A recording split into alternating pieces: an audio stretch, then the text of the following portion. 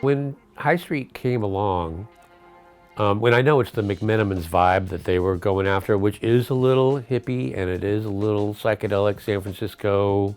It had a vibe that was a lot like stuff that I experienced in Eugene in the early 80s, which was a holdover from the 70s, which was when the real super duper hippie communal stuff all began, and most of it was gone by then.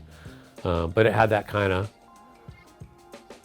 modern hippie hipster vibe to it. A lot of people were into music and different things. There have been a lot of creative people throughout the 30 plus years that I've been here. Half the staff were artists going to school or just in their own time, on their own dime.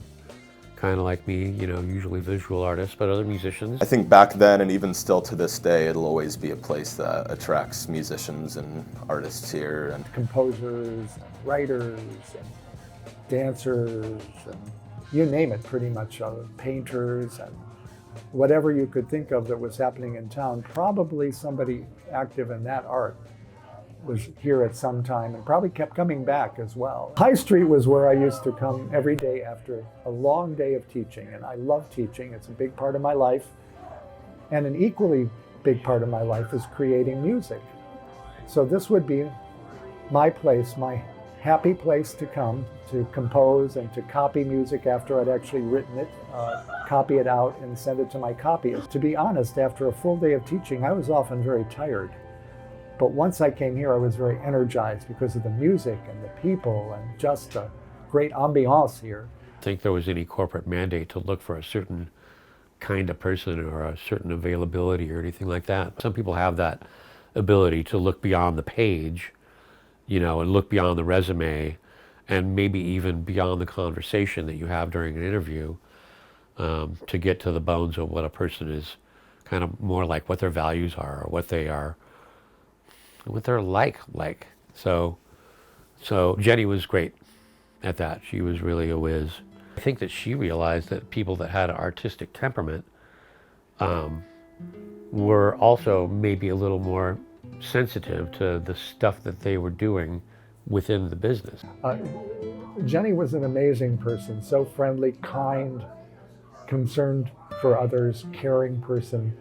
And she brought a kind of light and joy into the place and suffused it with that kind of spirit, so that she really brought us all together in different ways, which was really wonderful. I think a lot of people came here specifically because, yes, her and what she created, but also because we just like being together and we like being together with her. It's a really wonderful time for all of us. Jenny was the one and only manager for all of the 22 years that I was in and out of the restaurant. I should wonder, had we had the experiences without her, if she had not been a part I of don't it. know. Yeah. I don't think it would. No, I don't she think was we've got the she same was a vibes. huge part of the whole atmosphere here. I think all of her employees respected her. They did. She was And, great with the staff. I think she respected them. I liked working at High Street for so long. When I worked with customers, was Jenny allowed us to be who we wanted to be and interact with customers in a way that I think made customers feel good, but also made us feel good about ourselves. It just didn't, it wasn't stealing your soul to work there. In fact, usually it would do the opposite. It would add to your soul, so. I would say she definitely nurtured the High Street to become what it has to this day. Most of the servers ever had the same type of attitude, same, personable feeling with them. I'd say 90% of the customers were regulars, so it was kind of a cheers thing. You literally knew everybody that walked through that door. And you didn't know them just as customers. A lot of times you get to know them and end up, going to their weddings or going to their birthday parties or seeing them outside work or even just bumping into them at the store. But you built memories with people up from the neighborhood. We got to know the people. We got to know the workers, and it was always fun. And everybody knew your name, like cheers, One of my first impressions of the building, and this is a hilarious thing that almost everybody that frequents the place, and definitely everyone that's ever worked there has noticed, the front door can be hard to find on your way out. It is a restaurant converted from a house, and it has just all these tall buildings on either side that it's kind of a hidden little place here on High Street. So up until my first day coming here and setting up the restaurant, I had no idea where it was. It was built in the early 1900s. A family lived there at one point. I've actually had customers say, oh yeah, I grew up here. After that, it became apartments. After that, I believe it was a coffee shop. Yeah, then it became the High Street Brewery. This is an old house built in 1906, so the wiring with electricianing stuff, as well as just the structure of the house, is probably not as good as other buildings in terms of defending for a fire. Yes, I was there when High Street caught fire. Yeah, I believe the fire started, it was an electrical fire in the bathroom up here. I was downstairs just kind of plugging away when Ani came down. Ani was filling in as manager that day, and she came down and she said, I think there's a problem. And I looked outside, I'd seen quite a bit of smoke. And she said, I think the roof's on fire.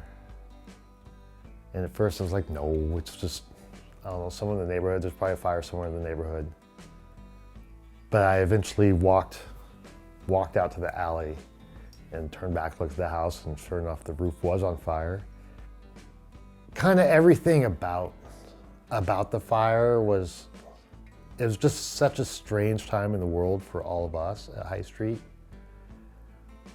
We'd kind of all just gotten back from the pandemic, just kind of reopened, and we're trying to get our feet back under us, and something just seemed so fitting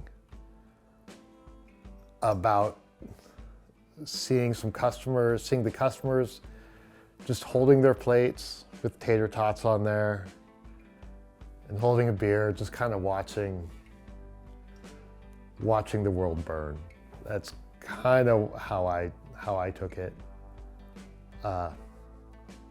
There's nothing we could really do, and it just seemed really fitting for the times. Everyone was already so stressed out just with the way the world had been for the last year or so. The fire actually probably started maybe 2 or 3 days before. It was like a little ember and just kind of sat there and festered for a few days before it finally popped. There was some old wiring from the 40s that was still hot, and I think everyone had assumed that it was not hot. It burnt the majority of the roof off. There was a little bit of flame damage at the time in the employee break room, the employee bathroom, and our storage. Since the fire, definitely a lot of repainting was done. They had to replace the ceiling / floor in between the first and second level. Now there's real artwork, and the upstairs opened up, and I love the vintage lamps. The place had changed considerably because it was essentially rebuilt in many different ways, and I think they did a beautiful job with that, and yet retained the original character and spirit of the place, just in the architecture of it, just in the tables themselves, and just in the feeling as you walk in the door. It had the feeling of the old High Street, but also a new High Street that we were now creating together.